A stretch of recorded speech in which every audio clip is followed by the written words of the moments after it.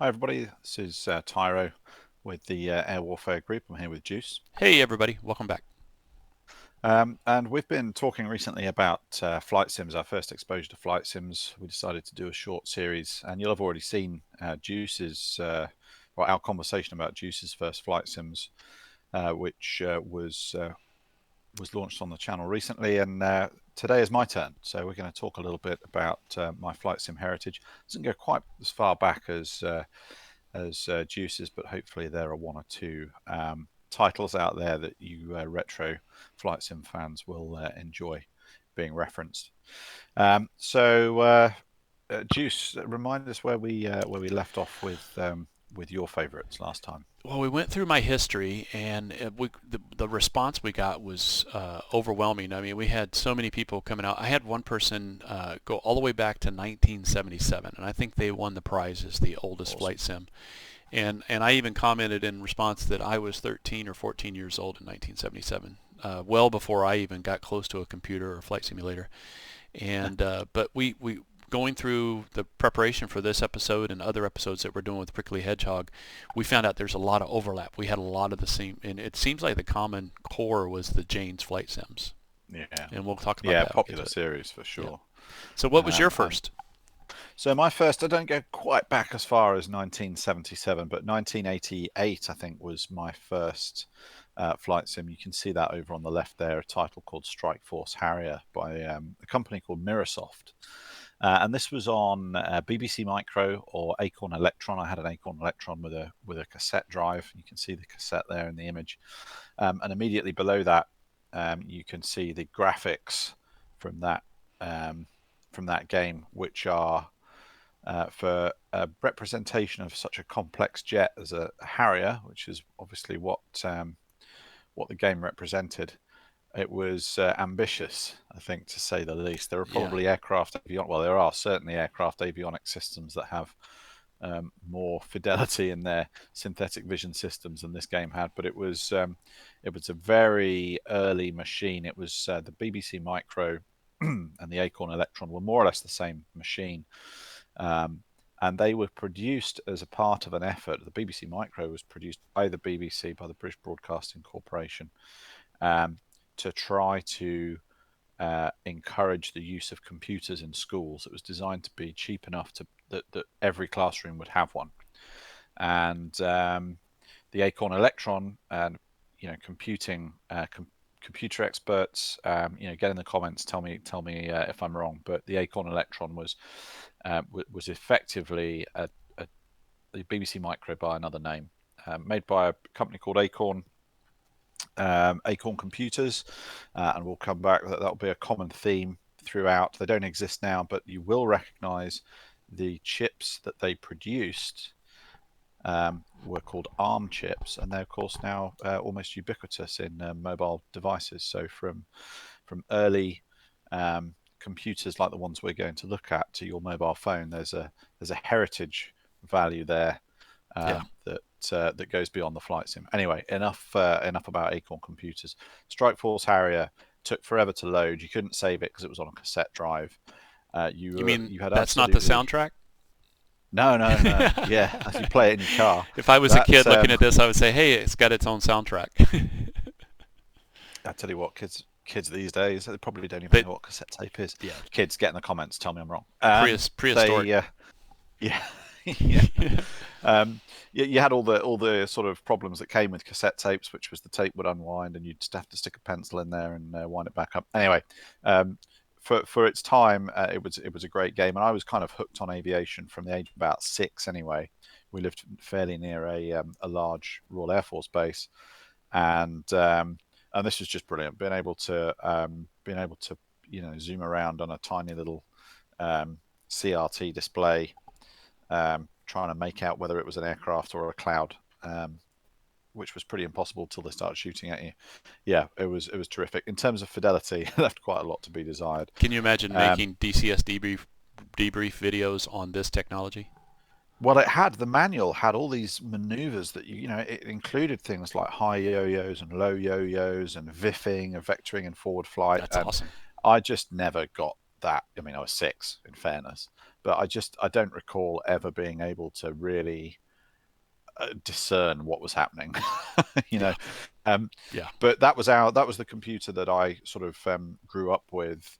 But we were a little bit behind the sort of behind the tech, and my relatives, well, my cousin, who was very, very into computer games, um, one of our relatives had an Amiga, and then others had an Acorn Electron. And on the Amiga was this game FA-18 Interceptor, which is at the top of the screen there. Again, very basic. This was on an Amiga And I believe that's the 64K, I think it was. panel and HUD in the bottom screen there, isn't it? From the That's actually from a different game. Oh, okay. Sorry. So that's from a game, a similar title called Interdictor, which was on the Acorn um, uh, educational series of computers, which could, also had a limited sort of entertainment kind of capability. Yeah. And this was around the time that personal computers were just becoming, 386, 486. These Acorn computers were competing in a slightly different space for the educational market, but they were capable of rendering, three-dimensional kind of simulation type images. And we had an Acorn A3000 computer at home, and so I was able to play Interdictor, which was kind of like almost like an F-18 crossed with a MiG-29. There were no external views. It was all just shot from, it was the only view you could play as was in the cockpit. And the game was effectively it was just a repeat. It was one never-ending map of a river and a road going through a mountain pass with airfields dotted around and bridges, and it was a circular. There was a sort of circular logic to it, where the enemy aircraft would take off from the airfields, try and shoot you down. You had to try and land on the airfield to capture the airfield, and there were AAA guns on there that would shoot at you, and you could blow them up. But if trucks driving down the road got to the airfield, they would repair the airfield and turn it back into enemy hands. Oh, wow. That's So pretty you detailed. had to, yeah, you had to blow the bridges up across the river to stop the trucks getting to the airfield. But then if the barges that were going down the river got to the bridges, they would rebuild the bridges. So you had this never-ending chicken and egg Yeah. um, game to complete. I don't think I ever made it past the Can you second imagine or if you third could do bridge. this in multiplayer and you had strikers taking out the bridges, you had Cap Yeah, keeping bandits off your butt, and you yeah, go in and drop your Durandals on the runway? yeah. There's probably even some room for the C-130 mod in there as well. Yeah, So bring in that the troops to that secure the base. yeah, yeah, that's it. So you had rockets for air to ground, a gun, and four heat-seeking missiles, and it was very basic, but it was great fun. I had Now, hours of enjoyment on that. it looks like you're going back in time in the top right picture there with World War One looking airplane. Yeah, Chocks Away, that was called. So Chocks Away was an absolute classic. It was designed by, or it was produced by a company called the Fourth Dimension, and they really got it nailed. They got the flight sim game element. I mean, this thing would stand up today. I mean, the graphics are obviously trash Yeah. by today's standards, but honestly, I genuinely believe I could sit down and play this game today because it had everything. It had split screen multiplayer. It had basic network multiplayer. Um, you had ground attack. You only had a gun. It was an approximation of a World War One type biplane airplane. You You had a could forward barely firing you gun. can barely see the wing. The top wing is just at the top of the Yeah, screen. that's You can it. barely see it. Yeah, Almost looks like a monoplane to me. yeah. You had a bunch of different aircraft that would fly against you, and um, you had down in the bottom right, you can see your armor level, your health kind of level. And it had a really good, basic but a really good flight model. If you dived, it would accelerate. If you climbed, it would decelerate, and it was just good enough to enjoy the flight model. And you could glance left and right or glance behind, and there were other enemy aircraft that would come up and attack you. And it was the maps were all sort of standard. There was no way of editing anything. But you played through these missions as a career. You could play them through single player or multiplayer, or you could play dogfight one another.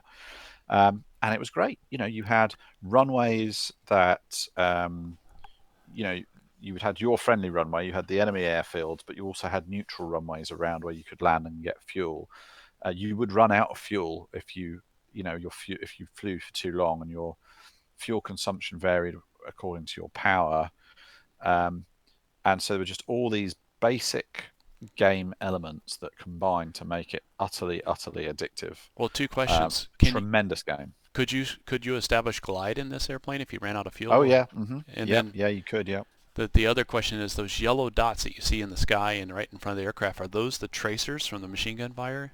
So I think the one in the 12 o'clock is a tracer. I think the ones on the ground are sort of ground elements. Sure. I think the one in the sky is actually if I remember rightly, the biplane enemy aircraft were yellow and green. They're all Oh, different colors, and they all supposed to represent different types of aircraft. But the era was all screwed up because you had Fokker Eindeckers and ME 1 to BF 110 type analogs, twin engine aircraft, yeah. Gotha bombers. It was kind of just a mishmash of World War One and World War Two kind Something of. what you see in Rise of Flight today. Yeah. Yeah. So yeah, it was terrific. But that company produced other flight sims. They produced Chopper Force, which is on the far left of the screen now, which was a jet-powered helicopter, a bit like Airwolf. And that would give you you had all different missions to do there. You could undersling stuff, so you'd have to take crates from one place to another and do some logistics missions. That's awesome. Yeah, that's it. And that same engine was then used to create the sort of the pinnacle of the Fourth Dimensions flight sim catalog, which was Birds of War, which you had 4 different eras. I think you had 8 different aircraft in each era that you could fly: World War One, World War Two, the 60s, and what was then the modern era, the 90s. And so you could fly a Sopwith Camel 1 minute and an F-117 stealth fighter another. And again, of course, the flight dynamics were pretty rudimentary. There was certainly no consideration for radar cross section or anything like that. There was no guidance or anything to the munitions, but you could select different munitions. Again, great fun. But I think the Fourth Dimension, their heyday was Chopper Force. Was Chocks Away. A simple game, simple dynamics, just great fun to play either on your own or ideally with some friends. But then as we moved into the 90s, the Acorn computers sort of started to really, as the Pentium age sort of appeared, as we moved into the age we had of the hardware 186, acceleration, the 286, 386, 486, and then eventually the Pentium. The Pentium chips arrived, and companies like Nova Logic, who's had the Comanche series, which you can see there on the right. I don't know whether did you ever play the Comanche series? I don't remember it. It's there was a period, especially in the Commodore 64, where you had this period where they called shareware. You remember shareware software? Yeah. It's if the discs were sent to you for free, and if you wanted to keep it, it was under the honor system. You were supposed to mail in or send in your payment to keep it and everything. It's like you could put the software on. Some of them would even have expirations where you could run it for 3 days, and then if you didn't buy it or sign up and buy it, you wouldn't get to keep it. But it looks familiar. I do know Nova Logic was a manufacturer of a couple titles I flew. Yeah, so they had I think their sort of their main selling point, I don't know if there's a selling point, but their engine was all voxel based. So it was kind of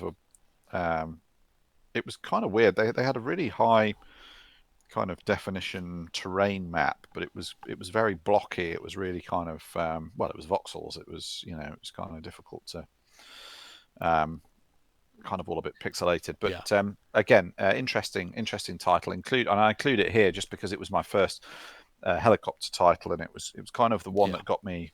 Well, this is Comanche 3. You had Comanche 1 also, right? I had, I played the original Comanche, which was, again, that was on a relative's computer, but it wasn't compatible with the computers that we had. Once we eventually moved into getting our own PC, and our original PC was a 166, Pentium 166 MMX. Imagine that. Imagine the power. And then I was able to play more. I was able to buy and play the titles that I'd played around my relatives and enjoy those titles. And the first one that I got was US Navy fighters. Mm. And Oh I yeah, think that's the yeah. next. I think that's on the next slide. Before we move forward, I wanted to talk about the, if you notice, the Comanche 3 was on CD-ROM, PC CD-ROM, whereas, when I started in the Commodore 64 days, you had tape drives when you started, but we had Yeah, the 5 1/4 floppy inch, and then we got these three. This is a floppy disk in the middle and over on the chopper force on the lower left, but those were 3 1/2 inch floppy disks, that's right. what Yeah. referred to as diskettes. Yep. Uh, Yeah. Spot on. Yep, and they were a little bit more reliable. They weren't as susceptible to magnetism and damage. You could still put a magnet too close to them and screw them up and everything like that. But yeah, I mean, look at how fast. And now we're up to you don't even get DVD ROMs or CD ROMs or any disc anymore most times. No, it's all it's all digital media. Yeah. So I had US Navy this. fighters. Yep. You had this as well, yeah. So you Yep. got a As a matter of fact, this is F-14, great box art. pre Jane's date, but this is what kind of Electronic Arts stepped us into the Janes with something similar to this. But go ahead.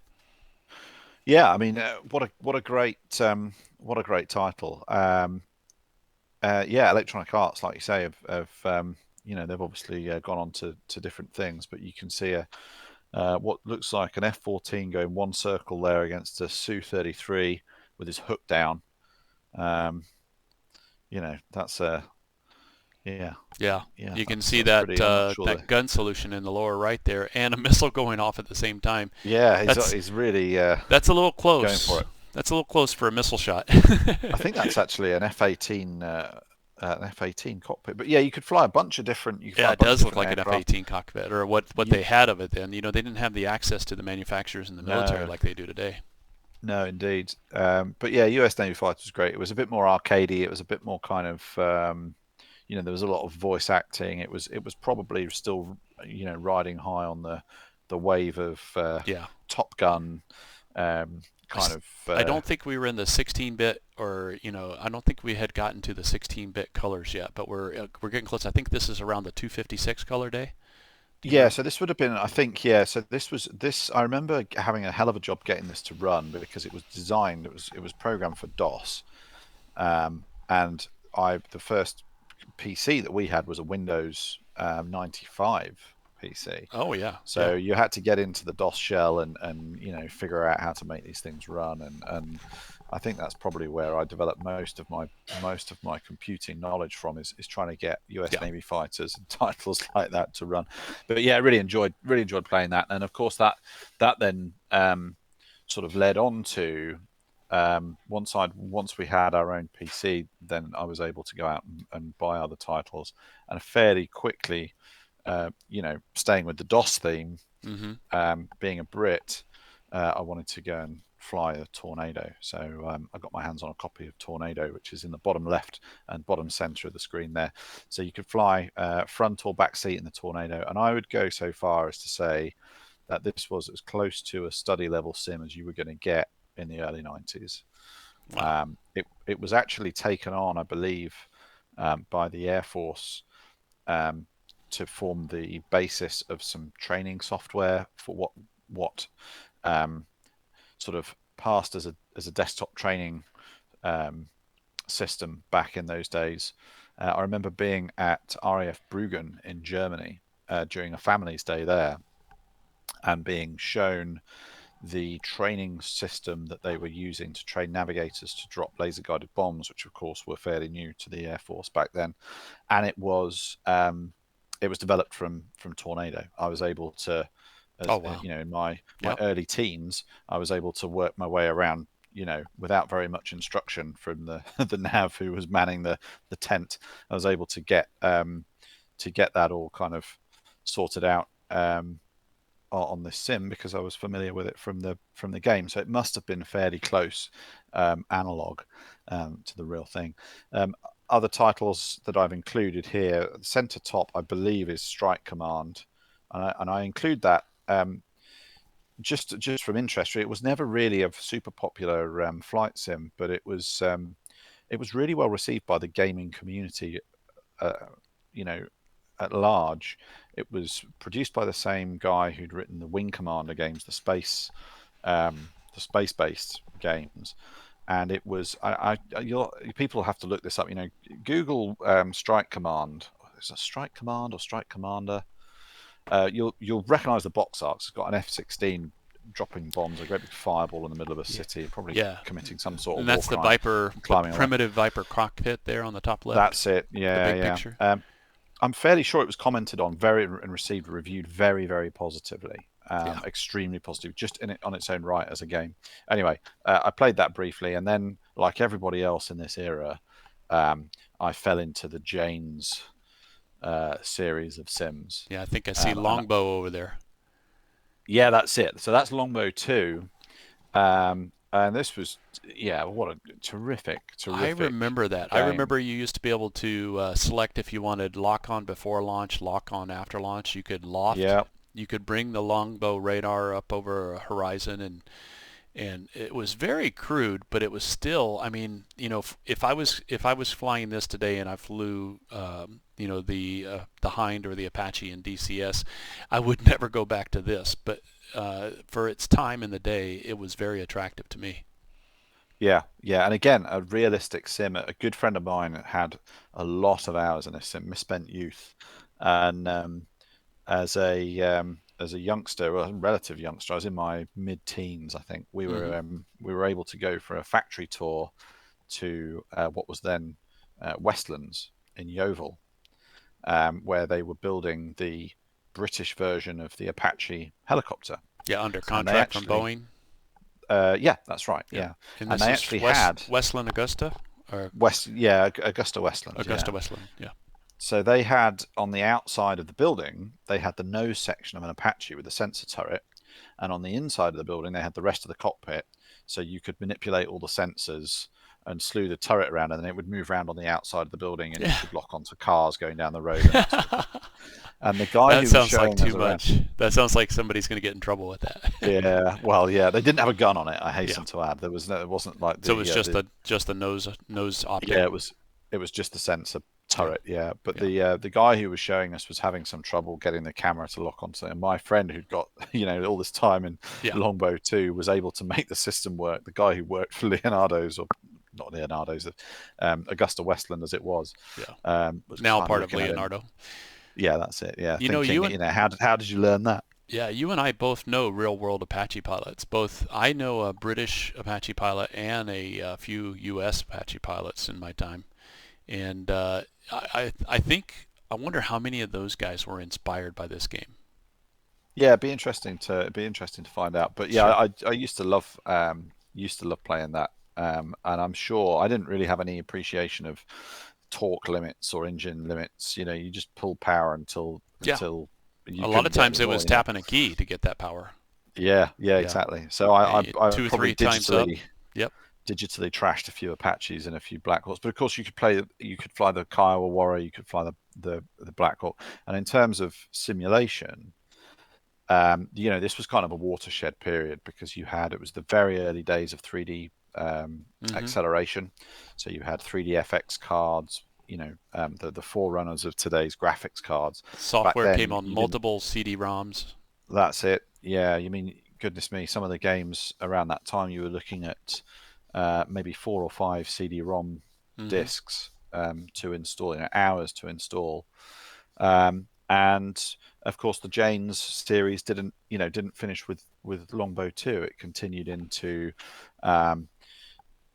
we saw in your video, USAF, Israeli fighters, USAF, absolutely, World War II fighters, the probably one of the best sims of all time, FA-18 Super Hornet.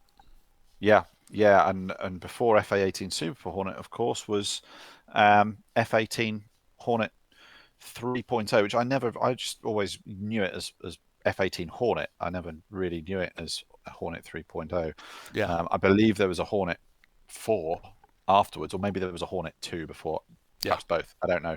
But I only played this version. There was definitely a Hornet Career, which I didn't play. But this was just a brilliant game, and there was a lot of attention to detail in there. For example, some of the upfront controller functionality in the F-18 that we have in the DCS Hornet nowadays was modeled in this game. And we're talking about mid to late 90s, 1997. Um, the A good 20 years caution and before the F-18 came out yeah, in DCS. the caution alerts, the reheat noise in the cockpit is all very. If you're able to get on YouTube and listen to somebody playing this game, listen to the sounds and compare them with what you hear in DCS, you'll find them very similar. Yeah, I think we were going to play a couple sound bites we forgot to bring up. So there's one particular, if we can put it over the top on the slide during the video, I know people will recognize, but that's in a slide in a couple of slides time. Yeah. On the left then, JSF, I think released in 1998. This was the first title that I played that with 3D acceleration. Absolutely blew my mind. And it was the first. This was obviously while the JSF competition was running with the X35, the X32. We now know how that competition concluded with the X35 Sure. becoming the F35. Yeah. And I now have close friends of mine who are flying the F35 operationally. Mm-hmm. And brilliant. What a having played this game as a youngster to now hearing stories of what it's capable of and how it's operated is what a privilege. But another terrific game, another very iconic soundtrack as well. Not which that you I could would play ever on do the it. CD. Not that I would ever do this, but I think I could go steal a Hornet or a Viper right now. Oh, absolutely no problem whatsoever. I'm sure. Hornet's really easy.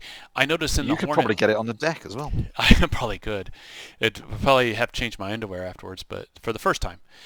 I'm looking at the graphics in the Hornet down south center, and I like this is you're starting to see texture on the ocean. You get the feeling like there's actual waves and white caps and stuff, and you have a wake with the boat. That was something that I always tried to get the Arma devs to work on when we were doing the Jets DLC. We tried to make it so you can actually have a moving ship, but the game engine at the time won't allow you to have moving objects and have the objects that are placed on the ship to stay on there. They'll just fall off in the ocean. So when we covered the aircraft on the left? So we've got X32 on the top, I think X35 on the bottom. Which became the F-35. Which became the F-35. And then by that time, it was kind of time, I was getting involved in sort of flying outside of,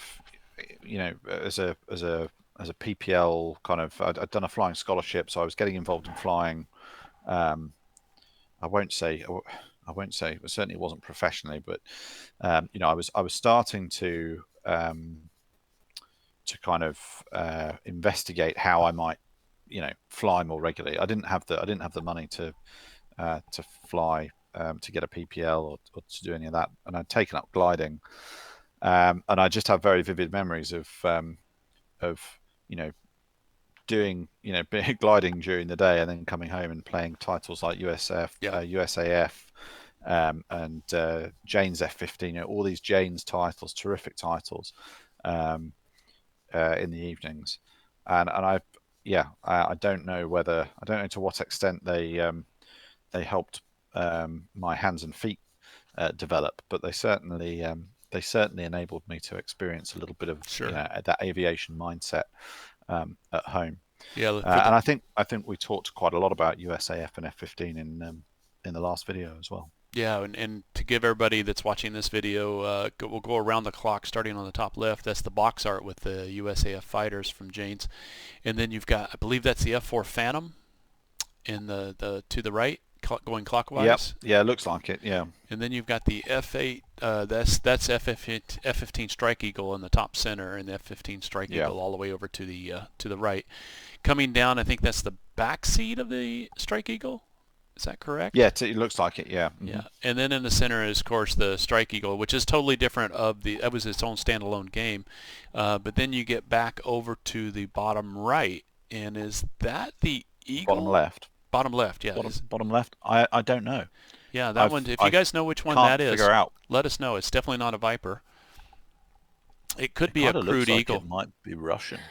Yeah, I can't see without zooming in on that. No, it's got flare and shafts, but it wasn't uncommon for video game developers to just put everything in English so that they could see the cockpit. Yeah. We don't have the I real can't remember whether native. USAF included a MiG-29 maybe. Yeah, I can't either. It's been so long, and as I get older, it gets farther away. So, and then, Yeah. then, then the Then the game everybody played. yeah, exactly, the one that everybody talks about. Nobody Falcon. You do nobody. Falcon BMS, Falcon 4.0, Falcon 3.0, Yeah, Pete the Benotti. spider diagram of Falcon games. Yeah, I'd played Falcon 3 at a friend's place when I was really young. Falcon 4 came out. Obviously, had to buy it. Huge, CD-ROM or DVD-ROM install.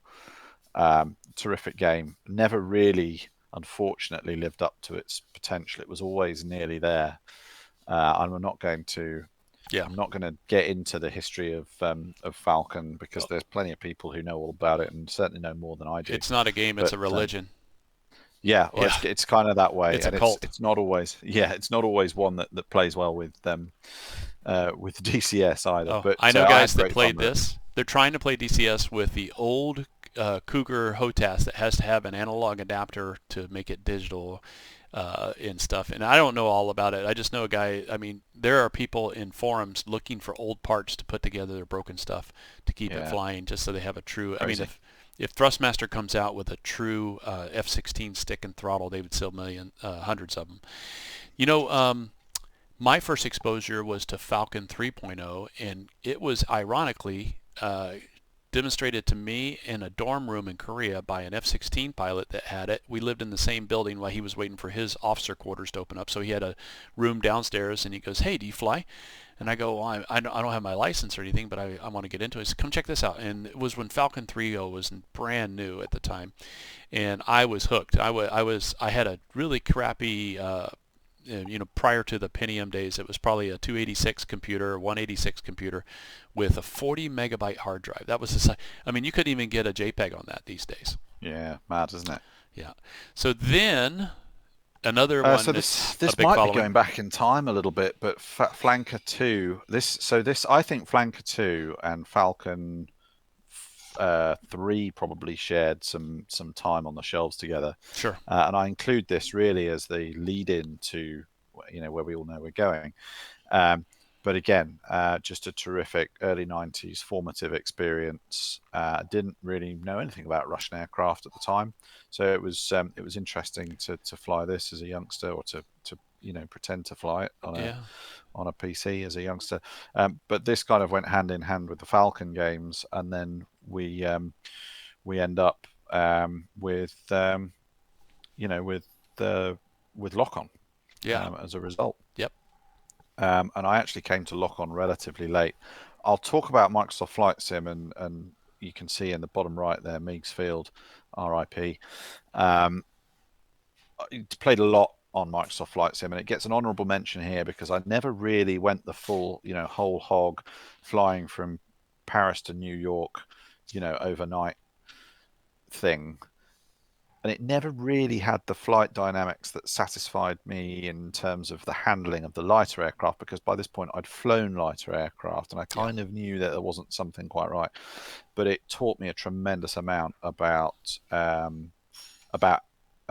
manipulating the avionics and how the radios work in light aircraft and how a VOR works. I learned how Navigation. to do VOR Yep. navigation in it on Microsoft Flight Sim. Yeah, So very crude graphics for its time, but the interaction in the cockpit, well, I wouldn't call it interaction, but the realism of the gauges and the navigation and frequencies and stuff was pretty cool. yeah, I used to do, when I was single, I used to do housework on the weekends when I was in the military, and I would start a flight from like San Francisco to Seattle in a 737, and I would take off, set my course, climb up, set the autopilot, and then I would go do some chores, come back, check my position, do some adjustments on my heading.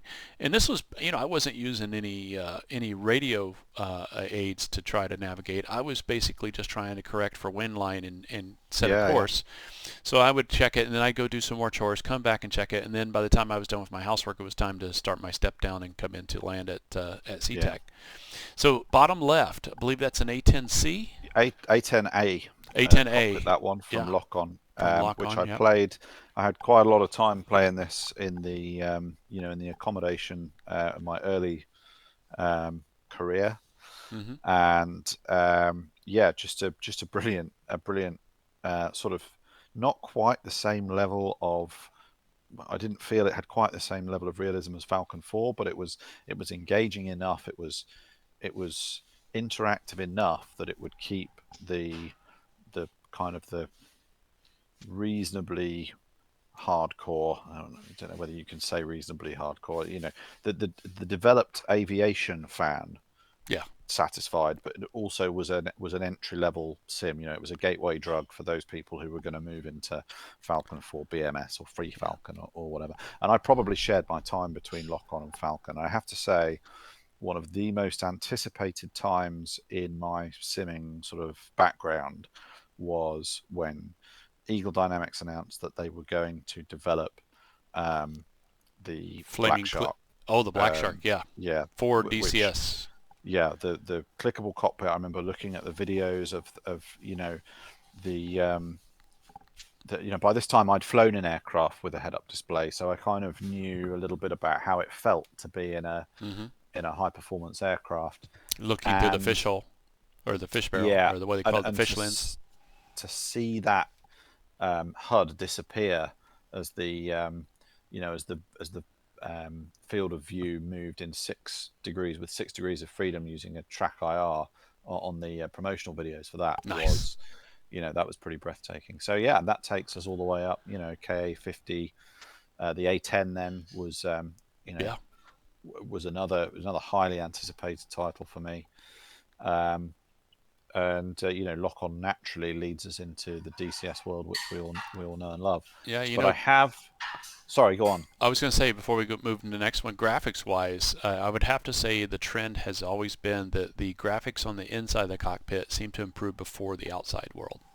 Yeah, yeah, I would say that's. I think there's always been this sort of tension between, do we make the graphics on the inside and make the cockpit feel like a cockpit, or do we want to make the world feel like Yeah. it's the world? And I think we're finally getting to a position where actually you look at particularly The best of both DCS worlds. now, and yeah, I mean Yeah. it's just incredible. And yeah, and this is an honourable mention because we're clearly going back in time here. If I had to pick one sim out that really had a meaningful impact on my life, it would be TFX. It was absolutely addictive.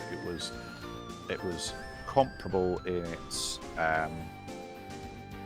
its execution to Chocks Away. It was a really brilliantly executed simulator game. Call it whatever you want. Eurofighter Typhoon, the EF2000 as it was called at the time, F22, and the F1117, F1117, all Yeah. modelled. You Yeah. could do things like aerial refueling. It was the campaign missions. You could play through a career, just brilliant. And the thing that I know, everybody, when this screen came up, those of you who played the game will have immediately had the soundtrack to this playing in your mind. I actually blasted the soundtrack. You couldn't hear it, but I blasted the soundtrack. Was really loud. I blasted it, turned it down, and let it play for about a half a minute, right at the beginning of your speech. I think you'll have to wait till you see it. You don't get the sound on your side when you're doing screen share for some reason. But yes, and you know what? We'll put a link to that YouTube video that has the soundtrack in there. Terrific game, Yeah. absolutely brilliant. Yeah, I can't go through all the ways that this was that I enjoyed playing this, but it just had a little bit of everything. We're gonna have to go And it was a flying, real precursor. and I'm gonna have to teach you how to air refuel. I don't think Yeah, I I think think it's you've about done the time that Hornet, I right? sort of added that to my repertoire. Yeah, I've Yeah. done the Hornet. I've done a bit of F-16 stuff with you, but it's one of those things that I Yeah. just I think it's night and I day, haven't. the basket versus the boom. I mean, there's a Yeah, lot more margin of error with the basket, a little bit more forgiving. You got a lot more visual references, where the other one you're looking at director lights to be in the right position so that yeah, you're trusting the boom operator to plug you in and stuff. So, yeah. any honorable mentions before we end this video? Any? I think that's it. There are so many. Yeah. There are so many Oh, titles that percentage Well, what wise. I would how many video or how many pictures that we see here that you would say represent the percentage of how many flight sims you've flown over the years from the I think first one? I think the collection here probably. I mean, in terms of stuff that I've actually played, even if it's just for a few minutes, we're probably just scratching the surface. We're probably 5 or 10%. But I'm not somebody who sticks at things Yeah, like this for a long time. yeah, DCS is the exception. My brother's very different. He played Tomb Raider start to end. I had never had the patience for that sort of thing. I just couldn't stay with one thing for more than a short period of time. But the ones here are the ones that really stand out in my mind. And what I would say is, for those people who are watching this, who've got who've got their own opinion about what they what they think is are the pick of the bunch, or what they particularly enjoyed playing sure, in their formative years, yeah, get it in the comments, and write, and please do write comments. It really sure, does help help the channel come along. If you like this sort of comment, if you like this sort of commentary, if you like this kind of video, then please like the video, share it, subscribe. consider Um, subscribing. yeah, Yeah, if you want to see more of stuff like this, have a look at some of the other videos, because it's not all just me carping on for hours and hours about flight sims. Um, Hopefully there's something there useful to you. But the way that YouTube works is that the more people that engage, whether it's likes, subscribe, shares, comments, whatever, the more we will be able to produce. We yeah, don't advertise. We really depend, or we don't have Google yeah, or advertising on the channel. So we really live and die by the yeah, likes, comments, and yeah. subscribe. So thank you all very much for that. Our goal is to reach as many people as possible that are like-minded in the sharing of the passion for flight simulation. And you guys liking and subscribing and sharing these videos helps us, because when we see those metrics, that gives us the motivation to keep going, because a lot of times, there's when you get those warm fuzzies, there's that creative juice that gets flowing, and then you all of a sudden you think, hey, this would be a good subject. And we do Yeah, try sure. to balance it between how-to videos on the actual training side of it, and then how-to on combat side, and then also the behind-the-scenes stuff, like on how to make your rig run better, how to set your face track better. And really, we're not the experts. What we try to do is put out the subject so that you guys comment, and through the synergy of everybody sharing, we become better, and all of us become better, and Yeah, DCS gets yeah, better. absolutely. Well, that's all I So have. yeah, yeah, Thanks, same. thanks Tyro for coming, and I will post this within a day. Guys, thanks for watching. Be sure to comment. We want to hear what your first flight sim was and what you thought of this video. But share it with a friend. We'd like to get more comments and more opinions on how the flight sim world is coming and going in the future. We're really looking forward to what DCS has to offer, and others as well. Anything else to add, sir? That's it. Good night, Thanks all. very much for watching. Stay Cheers. safe. Cheers.